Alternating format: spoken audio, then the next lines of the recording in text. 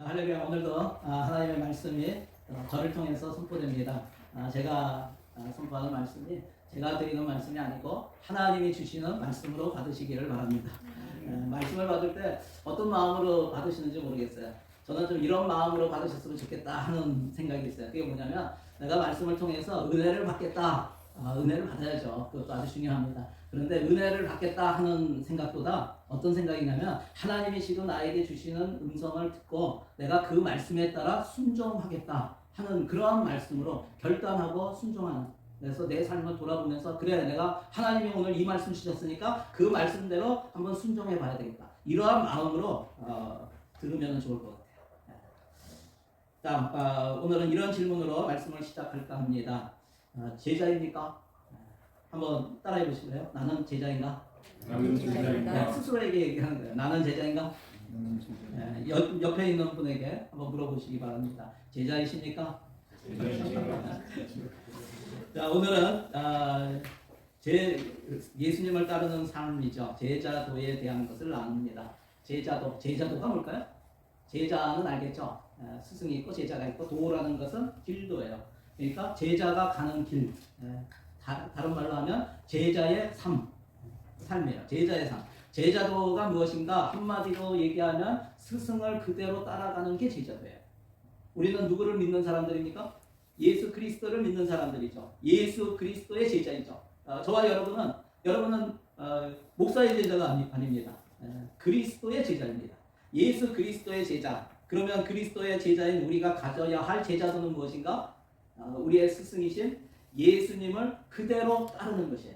이것이 우리의 삶의 목표예요.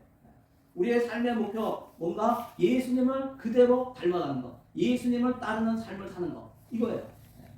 우리는 어떻게 예수님을 그대로 따르는 삶을 살아갈 수 있을까? 한번 우리가 먼저 생각해야 될 것이 있는데, 제가 나누고자 하는 것은 이겁니다. 첫 번째는 믿음과 신념이에요. 믿음과 신념. 예수님께서 제자들을 부르실 때 뭐라고 하셨는가 하면은 마가복음 1장 17절에 보면은 나를 따라오라 내가 너희로 사람을 낚는 어부가 되게 하리라. 예수님이 제자들을 처음 부르실 때 뭐라고 하냐면 나를 따라오라 라고 말씀하셨어요. 여러분은 예수님을 따라가고 있습니까? 따라가고 있습니까? 잘 모르겠습니까? 옆 사람에게 한번 질문해 보세요. 예수님 따라가고 있습니까? 오늘 옆분에게 굉장히 부담을 주고 있습니다. 여러분 예수님 믿으세요? 네. 여러분 믿는 자입니까? 여러분 믿음이 뭐예요? 믿음이라는 것은 따라가는 것이 믿음이에요. 따라가는 게 믿음이에요. 많은 사람들이 예수님을 믿는다고 하면서 예수님을 따라가지는 않습니다. 오늘날 우리는 위기의 시대를 살아가고 있다고 얘기해요. 가정이 위기고요, 교회가 위기고요, 사회가 위기예요. 한국에 요즘 정치하는 거 보면 정치가 위기라는 거 그냥 느껴요. 위기의 시대예요. 무슨 위기일까? 그 밑바탕에 있는 것이 무엇일까? 서로 신뢰하고 믿음에 대한 위기. 오늘날의 위기 시대라고 하는데 저는 믿음의 위기라고 생각을 해요. 예수님을 믿는다고 말하지만 예수님을 따르지는 않는 것이에요. 이것이 무엇이에요? 여러분, 따르지는 않고 믿기만 하고 생각만 하는 거. 이게 뭐예요? 믿음이 아니라 신념이에요.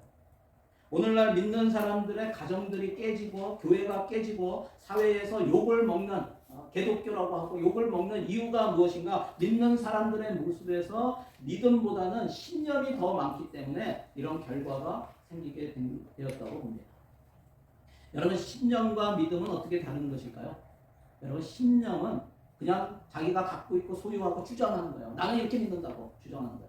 그런데 믿음은요, 그 믿는 것에 따라서 신뢰하는 것을 따라서 살아가는 것. 이게 믿음이에요. 우리가 믿음을 좀 잘못 알고 있어요. 신념을 믿음으로 알고 있는 경우가 굉장히 많아요. 믿음은 아는 것이 아니에요. 믿음은 소유하는 것이 아니에요. 삶에서 그대로 행하는 것이에요.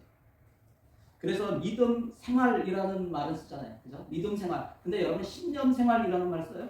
안 쓰잖아요. 신념에는 삶이 없어요. 따라가는 게 없어요. 생활이 없어요. 삶에서 나타나야지 그게 믿음이라는 거예요. 우리의 삶에서 가장 중요한 것이 무엇이라고 했어요? 여러분, 우리의 삶에서 가장 중요한 것, 예수님께서 신앙생활에서 우리의 삶에서 가장 중요한 것이 무엇이라고 말씀하셨는지 아세요? 관계라고 말씀하셨어요. 마태복음 22장 37절 40절 같이 한번 읽겠습니다. 시작. 예수께서 이르시되 내 마음을 다하고 사랑하라 하셨으니 이것이 크고 첫째 되는 계명이요 둘째도 그와 같으니 내 이웃을 내 몸과 같이 사랑하라 하셨으니 이 두 계명이 온 율법과 선지자의 강령이니라. 아멘. 율법사들이 와가지고 물은 거예요. 예수님께 무엇이 가장 중요한 계명입니까? 하나님의 말씀 중에 무엇이 가장 중요합니까? 그랬더니 예수님이 뭐라 그래요? 첫 번째가 너와 하나님과의 관계다. 나와 하나님과의 관계. 두 번째는 뭐예요? 나와 이웃과의 관계다. 여러분 이 관계가 다른 말로 하면 뭐예요? 삶이에요. 관계는요 삶이에요. 생활이에요. 내 마음을 다하고 목숨을 다하고 뜻을 다하여 주 너의 하나님을 사랑하라는 것을 알라는 것이 아니라 그렇게 실제 삶 속에서 그렇게 주님을 사랑하면서 생활을 하라. 삶이 그렇게 이루어져야 한다라는 것을 얘기하는 거예요. 그냥 하나님을 그렇게 사랑해야지 알고만 있는 것은 믿음이 아니라는 거예요. 그건 신념이에요. 이웃과의 관계에서도 마찬가지예요. 그렇게 삶 속에서 사랑하며 살라고 말씀하시는 거예요. 오늘날 안타까운 것은 예수님을 믿는 사람들이 갈수록 줄어들고 있는 거예요. 그런데 더 안타까운 것은 예수 믿는다고 하는 사람들 중에서 예수님을 실제 삶에서 따르는 사람들이 훨씬 많이 줄어들고 있다는 사실이에요. 그러면서 신념이 강한 사람들의 비율이 교회 내에서도 커지고 있다는 거예요. 여러분 이 두 가지는 서로 연결되어 있어요. 여러분 삶이 없는 신념만이 강하게 되면 잃게 되는 것이 있어요. 그것이 뭐냐면 바로 관계예요. 예수님께서 가장 중요하다고 말씀하신 사랑의 관계가 깨어지는 거예요. 만약 여러분 자신과 주변의 사람들과의 관계가 점점 더 멀어지고 또 깨어지고 있다고 느낀다면 한번 오늘 본문 말씀을 읽으면서 자신의 삶에서 예수님을 따르는 모습이 사라지고 있는 것은 아닌가를 한번 돌아봤으면 좋겠어요. 굉장히 중요한 거예요. 우리는 신념을 가진 사람들이 아니에요. 우리는 믿음을 가진 사람. 한번 적용해 보시기 바랍니다. 나는 신념이 강한 사람인가? 믿음이 강한 사람인가? 혹시 나의 강한 신념으로 인해서 관계가 깨어지고 있지는 않은가? 두 번째, 예수님을 따르는 삶에 나타나야 되는 게 뭐냐면 자기 부인이에요. 자기 부인. 어떤 분은 자기 부인이라고 하니까 my wife 뭐 이러더라고요. 그 와이프가 아니고 denial이에요. self denial. 어떻게 하면 신념의 사람이 믿음의 사람으로 변화될 수 있을까? 그렇게 변화된 것을 어떻게 알 수가 있을까? 우리는 처음에는 신념의 사람일 수가 있어요. 그런데 점점 가면서 믿음의 사람으로 변화가 돼야 되는 거예요. 변화가 돼야 되는 거예요. 근본적으로 변화는 내가 하는 것이 아니라 내가 일으키는 것이 아니라 성령께서 내 안에서 역사하셔서 일으키시는 게 변화예요. 우리가 잘 아는 말씀이죠. 로마서 12장 2절 말씀 같이 읽겠습니다. 시작. 너희는 이 세대를 본받지 말고 오직 마음을 새롭게 함으로 변화를 받아 하나님의 선하시고 기뻐하시고 온전하신 뜻이 무엇인지 분별하도록 하라. 여기에 보면 뭐라 그래요? 변화를 받아. 내가 변화해서가 아니고 변화를 받아. 수동태예요. 수동태. 그런데 그런 성령께서 우리를 변화시킬 때 우리에게 필요한 것이 무엇이 있다고 말씀하세요? 그게 뭐예요? 그것은 마음을 새롭게 함으로 변화를 하는 거예요. 우리는 마음을 새롭게 해야 하는 거예요. 무슨 뜻이에요? 마음을 새롭게 한다는 거? 여러분 생각을 바꾸라는 거예요. 생각 가운데 가장 변하지 않는 것이 있어요. 우리의 생각, 그동안에 예수 믿기 전에 우리는 계속 그렇게 생활을 해왔어요. 태어나자마자 처음 인간은 태어날 때부터 이렇게 생각해요. 그게 뭐냐면 자기 중심적인 생각이에요. 애기도 그렇잖아요. 태어나가지고 엄마를 생각해요? 아니요. 엄마 생각해서 엄마가 지금 자고 있으니까 새벽 3시에 깨면 안 되겠다. 아침 6시까지 좀 참았다가 울자. 이래요? 아니에요.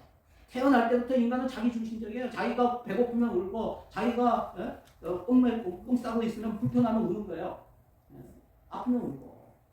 옆 사람 생각하지 않는 거예요. 우리는 그러한 삶을 계속 살아오고 그러면서 사람을 알면서 사람을 배려하기는 해요. 그런데 여전히 그 중심에는 무엇이 있냐면 사람에게 대하는 것을 공손하게 하고 이렇게 하지만 거기에 중심에 뭐가 있냐면 내가 있는 거예요. 내가 손해보지 않기 위해서 사람들을 잘 때 자기 중심이에요. 여러분 다시 말하면 예수 믿었지만 여전히 가장 중요한 게 무엇이냐면 나라고요. 나. 내 생각대로 일이 되어야지 그렇지 않으면 잘못된 거예요.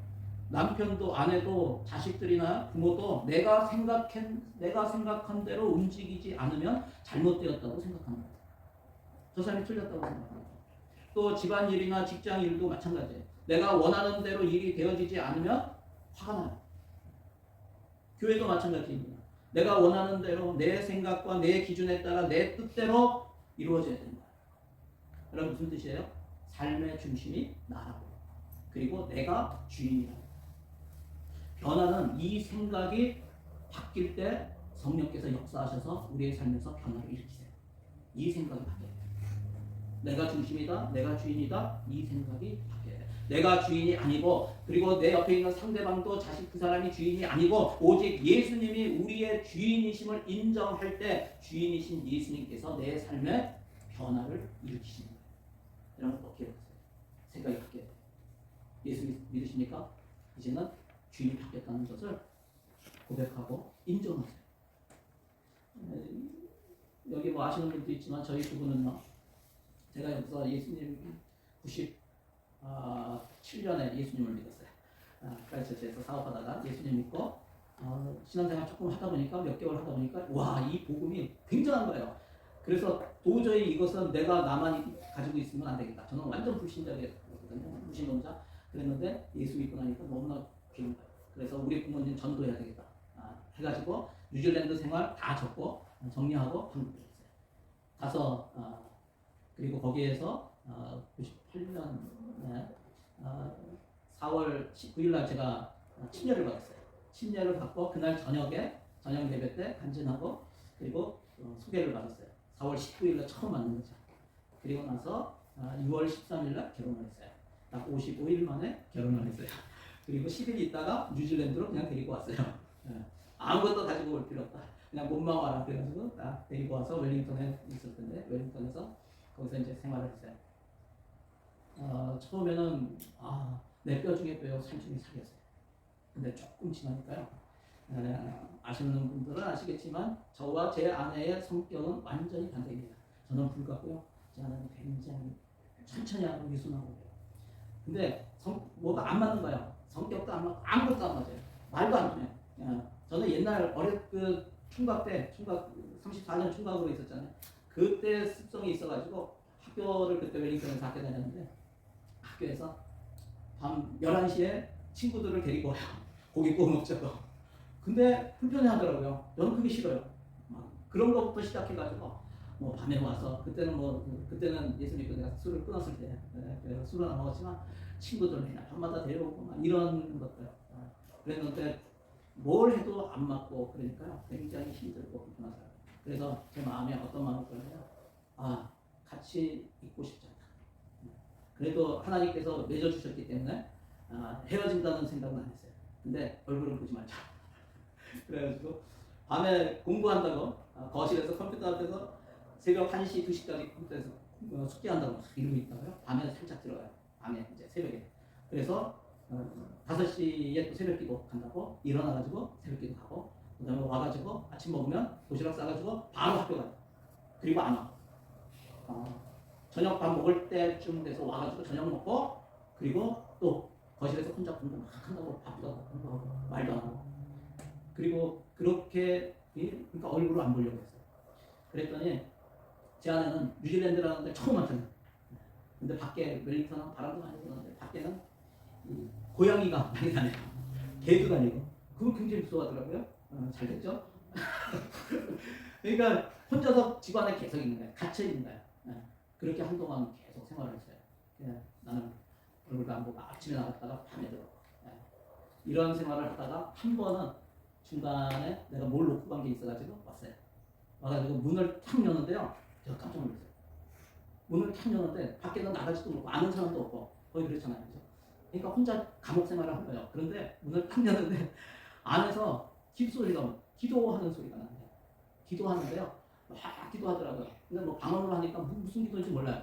근데 막 하는데요. 제가 갑자기 무슨 생각이 드냐면 굉장히 무서운 생각이 들었어요. 두려운 생각이 들었어요. 왜 그랬냐면 저는 그때 믿은 지 1년이 안 된 초신자예요. 근데 저 사람은 어렸을 때부터 교회 다니고 생활을 하는 사람인데 갑자기 하나님 앞에 막 기도를 하는데 그게 어떻게 들리냐면 어떤 생각이 딱 들었냐면 야, 이 사람이 하나님 앞에 다 이르네? 이런 생각이 들어요. 내가 했던 모든 내 생각, 내 속에 악한 마음들 이런 것까지 다 하나님 앞에 다 올라가는 듯한 생각이 든 거예요. 그러니까 겁이 확 나더라고요. 왜요? 아무래도 제가 초신자니까 그때 나보다는 이제 1년도 안 된 나보다는 더 친할 거 아니야, 하나님. 근데 다 이러니까 막 겁이 나가지고요. 그래가지고 그때부터 이거 안 되겠다. 그래서 내가 회개하고요. 중간에 수업이 없으면 와가지고 같이 산책하고 그러면서 회복이 됐어요. 관계가 회복되고 그랬어요. 지금도 굉장히 안 맞는 게 굉장히 많아요. 저희가 굉장히 다정한 부부 같지만 가끔 그래요. 제가 가끔 하는 말도 있어요. 그놈이 그놈이지. 하나님한테 다 맡기고요. 서로 맞춰가고 우리가 변화받아야 할 부분이 무엇인가? 그것은 자기를 주장하지 않게 되는 거야. 내가 내 생각대로, 내 기준대로, 내 뜻대로 내가 원하는 것을 하려고 하는 자기 주장을 내려놓지 않냐. 제가 항상 그런 얘기했어요. 내가 원하는 대로 왜 안 해줘? 내가 이 마음을 품었어요. 왜 내가 이거 하고 싶은데 왜 안 해줘? 저 사람이 원하는 것이 무엇인지 그거에 대한 관심보다요. 내 중심으로 신앙생활하고 내 중심으로 생각을 하니까 못 참겠는 거예요. 여러분, 내가 원하는 것을 하려고 하는 자기 주장을 내려놓지 않으면요, 우리의 가정에서 부부관계, 또 부모와 자녀관계, 또 형제들 간의 관계, 이웃과의 관계, 성도들 간의 관계, 또 직장에서 상관과 부하 직원 간의 관계, 동료와의 관계, 이것이 지옥이 돼요. 지옥이 돼요. 제가 가지고 있는 책 가운데 십자가에서 살아난 가정이라는 책이 있어요. 한국의 선한목자교회 담임 목사이신 유기성 목사님이 쓰신 책이에요. 가정이 살려면 어떻게 해야 되는가? 십자가에 달려야 한다. 십자가에서 가정이 살아났다는 거예요. 십자가에 달리지 않으면 가정이 살아날 수가 없다는 거예요. 누가 달려요? 내 옆에 있는 내 아내가, 내 남편이, 아니요. 내 자녀들이 달려야죠. 부모님이 달려야죠. 아니요. 내가 달려야 돼요. 십자가에 달려서 내가 죽지 않으면 그 부부는 매일 지옥을 살게 되어 있어요. 그 부모와 자식들은 살기는 살아도 내가 언젠가는 집에 빨리 나가야지. 내가 독립해서 나가야지. 이런 마음을 갖고 있는 거예요. 그게 뭐예요? 그게 천국이에요? 지옥이죠. 살기는 살아도 마음은 지옥이에요. 너 왜 내 말 안 들어? 당신 정말 이럴 거야? 내가 뭘 했어? 굉장히 잘 나오죠? 여러분, 그것은 가정이 아니라 지옥이라고. 그 가정이 살아나 천국이 되려면 먼저 마음을 새롭게 해야 돼요. 내가 주인이 아니구나. 내 마음대로 내 뜻대로 이루어지는 것이 좋은 것이 아니구나. 여러분, 인정해야 돼요. 예수님이 주인이시구나. 주님이라면 어떻게 하셨을까? 어떤 말을 하셨을까? 그리고 기도해야 돼요. 주님 도와주세요. 기도해요. 여러분, 사람의 마음이요 쉽게 안 바뀌어요. 제가 바뀐 거예요? 저는 그렇게 생각해요. 제 아내가 그 어려운 상황에서 안에서 계속 하나님께 부르짖으면서 기도했어요. 그러니까 하나님께서 역사하시는 거예요. 제 마음에도 역사하셨어요. 생각이 바뀌어지고요. 여러분, 십자가에서 살아난 가정이라에서 이런 말을 해요. 진짜 그리스도인인지는 가족이 압니다. 신앙의 민낯이 드러나는 가정에서 당신은 누구인가? 가정에서 내가 죽어야 예수로 살아난다. 여러분, 가정에서 다 알잖아요. 정말 나는 신념을 가지고 사는 사람인가? 아니면 믿음을 가지고 사는 사람인가? 한번 보세요. 내 인생에, 내 삶에, 내 생활에 순간순간에 주인이 나인가? 아니면 예수님이신가? 해야 되는 거예요. 오늘 본문 마태복음 16장 24절 같이 한번 읽겠습니다. 시작. 이에 예수께서 제자들에게 이르시되 아무든지 나를 따라오려거든 자기를 부인하고 자기 십자가를 지고 나를 좇을 것이니라. 아멘. 예수님을 따르는 삶, 다른 말로 하면 뭐라고요? 제자도. 제자도라고 했는데 이것은 먼저 자기를 부인하는 것으로부터 시작됩니다. 우리가 예수님을 따라가기 위해서 가장 먼저 해결되어야 할 것은 자아의 문제예요. 이고의 문제. 자존심과 자존심이 부딪히면 어떻게 돼요? 무법자와 무법자가 부딪히면 뭐가 튀어요? 피가 튀어요.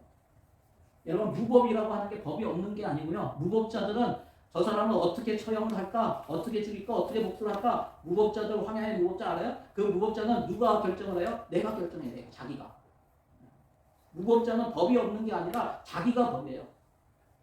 우리가 오랜 생활 가정도 마찬가지예요. 남편과 아내도 마찬가지예요. 결혼할 때 오랫동안 오랜 기간 환경이 다른 가정에서 자라는 거예요. 자기 나름대로의 법이 있어요. 저희 집안은요. 남자는 부엌에 들어가면 뭐가 떨어진다고 해요. 그래서 안 들어가는 그런 점이 있어요. 제 아내 집안은 또 아버지가 잘 이렇게 온유하시고 다 도와주는 그런 집안이에요. 서로 법이 다른 거예요. 그러면 어떻게 해요? 만나면 왜 이거 안 해줘? 그럼 뭐라 그래요? 아 그건 여자가 하는 일이지. 이건 남자가 하는 일이지. 서로 법이 있다고요. 무법자와 무법자가 만났어요. 뭐가 튀어요? 피가 튄다고. 피가. 여러분 결국 서로 상처를 입히게 되고 마음은 천국이 아니라 지옥을 살게 되는 거예요. 여러분 천국과 지옥은 죽어서 가게 되는 곳일 뿐만 아니라 이 땅에서 살면서 관계를 통해서 미리 경험하게 되는 것이에요. 관계에서 여러분 가정이 뭐예요? 천국이 돼야 되잖아요. 지옥이 되면 되겠어요? 부부 관계, 부모와 자녀 간의 관계 천국이 돼야죠. 저 사람 없으면 못 살아. 이렇게 돼야 되는 거 아니에요?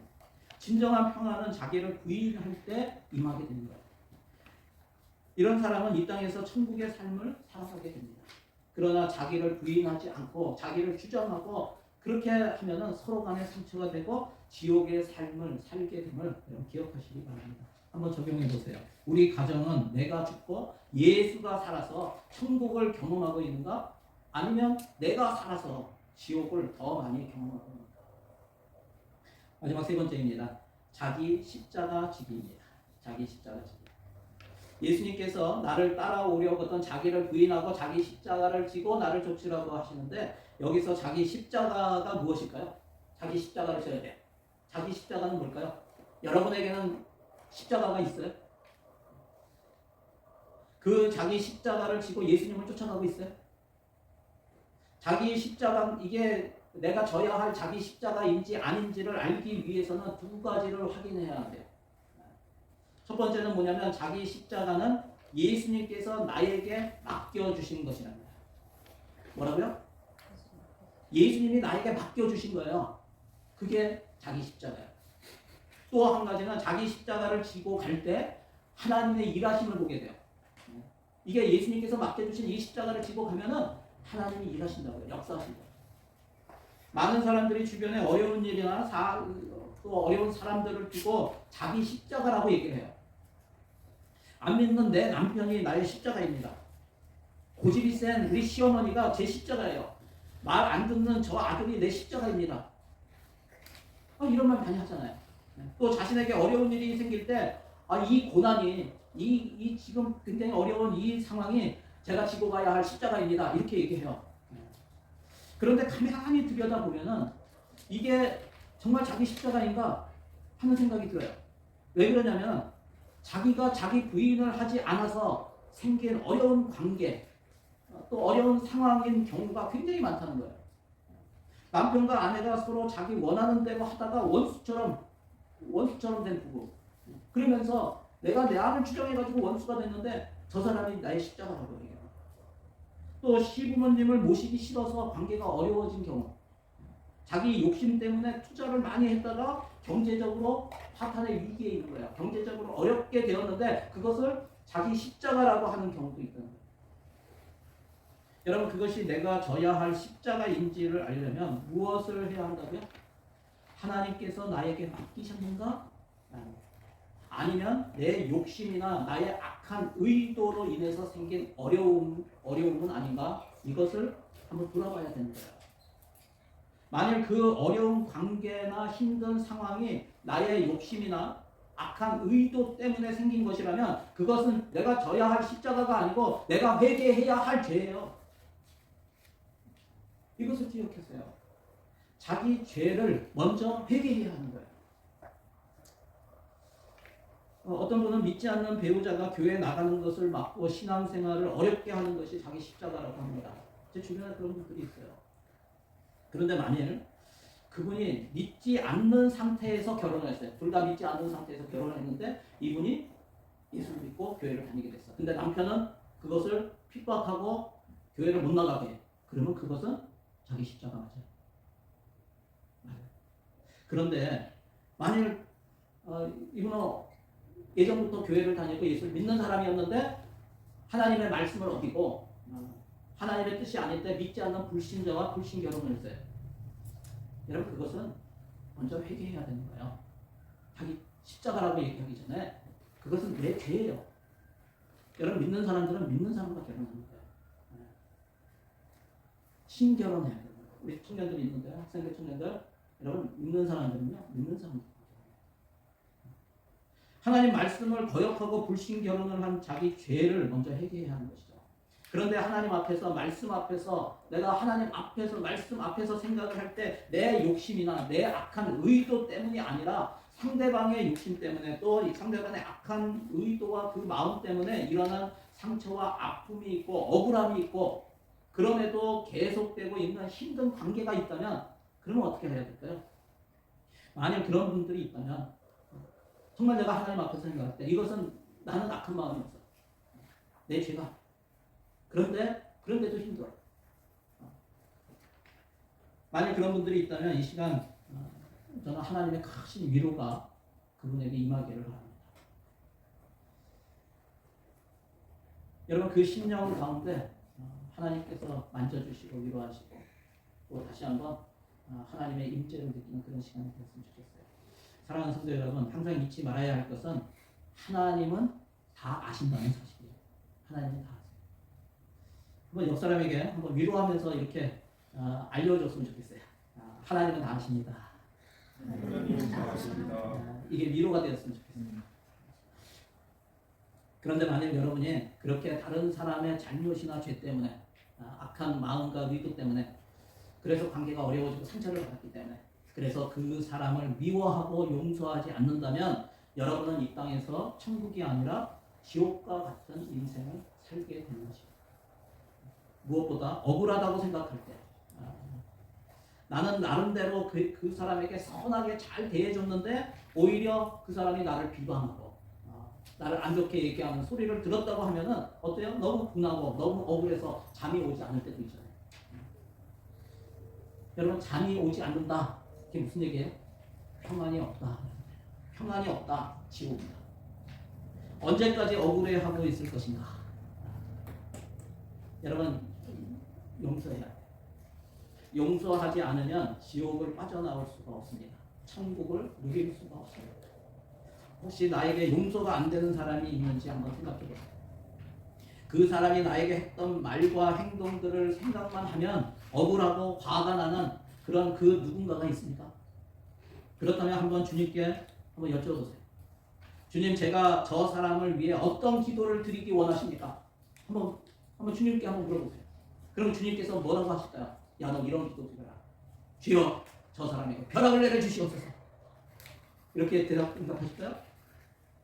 아니면 주님, 저 사람을 용서하기 원합니다. 도와주소서. 이렇게 기도하라고 하십니다.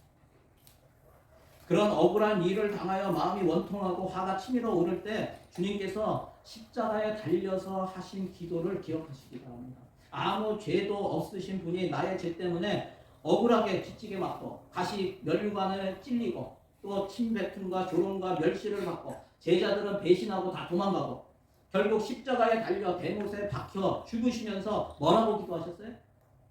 누가복음 23장 34절에 같이 읽겠습니다. 시작. 아버지, 저들을 사하여 주옵소서. 이게 예수님의 기도였어요. 자기 십자가를 지고 예수님을 따를 때 반드시 필요한 것이 있습니다. 그것은 원수를 용서하고 축복합니다.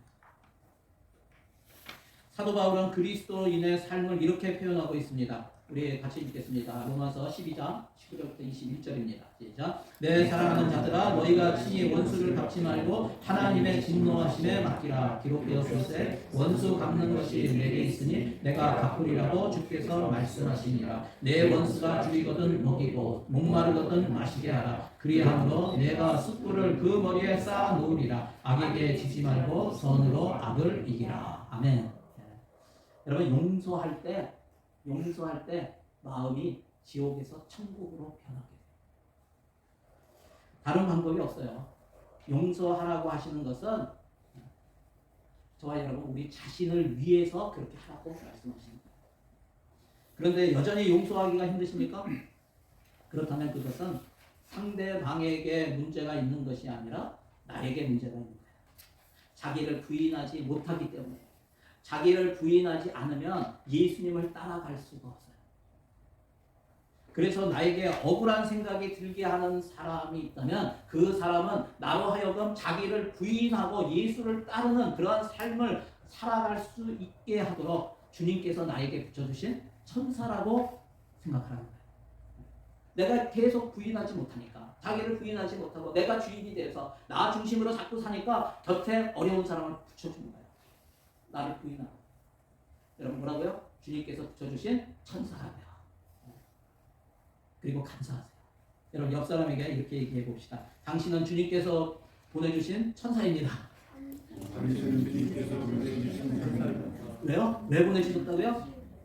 내가 나를 부인하고 예수님을 따르는 그러한 삶을 살라고, 그리스도의 제자로 살아가려고 그 사람을 천사로 붙여주신 거예요. 그 사람 때문에 괴롭고 힘들어서 결국 주님께 기도하게 되는 거예요. 여러분 감사하시기 바랍니다. 성경의 방법은 나에게 해를 입히고 나를 괴롭게 하고 나에게 억울한 마음이 들게 하는 악한 사람에게 반대로 어떻게 해라고요? 잘해주는 거예요. 그 사람에게 잘해주는 거예요. 선을 행하는 거예요. 이것이 십자가를 지는 거예요. 우리가 져야 하는 십자가는 나에게 잘못한 사람을 용서하는 거예요. 우리가 져야 하는 십자가는 나를 억울하게 만든 사람을 오히려 칭찬하는 것이에요. 우리가 져야 하는 십자가는 나를 싫어하는 사람을 오히려 잘 대해주는 것이에요. 우리가 져야 하는 십자가는 나에게 손해를 입히는 사람을 축복하는 거예요. 이게 십자가예요. 우리가 삶에서 지고 가야 하는 십자가는 이런 거예요. 우리는 십자가를 지고 가면 그냥 무조건 좋은 일만 생기기를 원하는데 그렇지 않아요. 억울해요. 십자가를 지는 삶은 억울해요. 그럼에도 불구하고 주님이 원하시기 때문에 축복하는 거예요. 그럴 때 관계가 회복되는 거예요. 우리가 삶에서 지고 가야 하는 십자가가 이런 것이에요. 손해볼 수 있을 때 어떻게 하라고요? 손해보는 거예요. 손해보지 않으려고 이를 악물고 싸우지 마세요. 왜 우리는 손해를 봐야 하는가? 예수님을 따르는 자들이기 때문에 그래요. 예수님이 이 땅에서 이익을 얻기 위해서 그렇게 사셨어요? 아니요. 처음부터 오실 때부터 손해보기 위해서 오셨어요. 섬기기 위해서. 섬김을 받으려고 오신 분이 아니에요. 섬기기 위해서 오셨고 이 땅에 오시는 순간부터 계속 손해를 보시면서 마지막에는 자기의 생명까지 손해를 보신 분이 예수님이라는 거예요. 여러분 특히 안 믿는 사람에게 손해볼 수 있을 때 손해보세요. 기꺼이 손해보세요. 손해보지 않으려고 싸우지 마세요. 그러니까 개독교라는 소리를 듣잖아요. 이 땅에서 양보할 수 있을 때 먼저 양보하라. 베풀 수 있을 때 많이 베푸세요. 여러분 받는 것보다 주는 것이 복되다고 누가 말씀하셨어요? 예수님이 말씀하셨어요. 우리는 이 땅에서 영원히 살 수 있는 것이 아닙니다. 이 땅을 떠날 때 우리가 명예, 내가 가지고 있는 명예, 내가 가지고 있는 재산 어느 하나 가지고 갈 수 있는 것이 아니에요. 다 놓고 가요. 땅의 것을 가지고 자꾸 베풀어서 하늘의 보화를 쌓는 그런 성도들이 다 되시기를 바랍니다. 여러분 한번 따라해 보시고요. 자기 십자가를 지고 예수님을 따라가자. 자기 십자가를 지고 예수님을 따라가자. 손해볼 수 있을 때 손해보자. 손해볼 수 있을 때 손해보자. 양보할 수 있을 때 먼저 양보하자. 양보할 수 있을 때 먼저 양보하자. 베풀 수 있을 때 많이 베풀자. 베풀 수 있을 때 많이 베풀자. 섬길 수 있을 때 적극적으로 섬기자. 섬길 수 있을 때 적극적으로 섬기자. 먼저 회개하고 용서해서 천국을 함께 누리자. 먼저 회개하고 용서해서 천국을 함께 누리자. 아멘. 여러분 한번 적용해 보세요. 아직도 용서하지 못하고 미워하는 사람이 있는가? 아직도 억울하고 분한 마음이 있는가? 왜 그런 마음이 들었는지 한번 서로 나누시고 주님의 마음을 달라고 기도하시기 바랍니다. 마지막으로 올해 우리 교회에게 주신 말씀이죠. 갈라디아서 2장 20절 말씀 읽으면서 여기에 기록된 사도 바울의 고백이 저와 여러분의 고백이 되기를 바랍니다. 우리 같이 한번 읽을까요? 시작. 내가 그리스도와 함께 십자가에 못 박혔나니 그런즉 이제는 내가 사는 것이 아니요 오직 내 안에 그리스도께서 사시는 것이라. 이제 내가 육체 가운데 사는 것은 나를 사랑하사 나를 위하여 자기 몸을 버리신 하나님의 아들을 믿는 믿음 안에서 사는 것이라. 아멘. 이 말씀에서 계속되어 나오는 단어가 무엇이에요? 여기에 내가 사는 것이 아니라 그리스도께서 사시는 것이라. 육체 가운데 사는 것은 믿음 안에서 사는 것이라. 사는 것이라. 여러분, 믿음은 아는 것이 아니고 주장하는 것이 아니고 뭐라고요? 믿음은 사는 것이야. 믿음은 소유하는 것이 아니라 나 믿음 있어 이게 아니라 믿음은 살아가는 것이야. 이곳의 모든 분들이 주 예수 그리스도 안에서 더 이상 자기 자신이 사는 것이 아니라 우리 안에 계신 예수 그리스도께서 사시고 말로만 믿는다고 하는 신념이 강한 사람들이 아니라 삶에서 말씀대로 서로 사랑하며 용서하며 또 먼저 손해보고 베풀며 섬기는 예수님을 따르는 믿음의 성도들이 다 되시기를 주의 이름으로 간절히 축원합니다. 우리 함께 기도하기 원합니다. 우리 기도하실 때 우리 하나님 오늘 말씀 가지고 함께 기도했으면 좋겠어요. 먼저 자신을 한번 돌아봤으면 좋겠어요. 나는 혹시 신념이 강해서 자꾸 관계를 깨뜨리는 그런 사람인가? 아니면 예수님처럼 실제 삶에서 먼저 용서하고 더 손해보고 더 베풀고 섬기는 그런 믿음의 사람인가? 아직도 용서하지 못하고 미워하는 사람이 있다면 또 아직도 억울하고 분한 마음이 있다면 이 시간에 주님께 회개했으면 좋겠어요. 하나님, 내가 내 안에 내가 너무나 강합니다. 내가 주인입니다.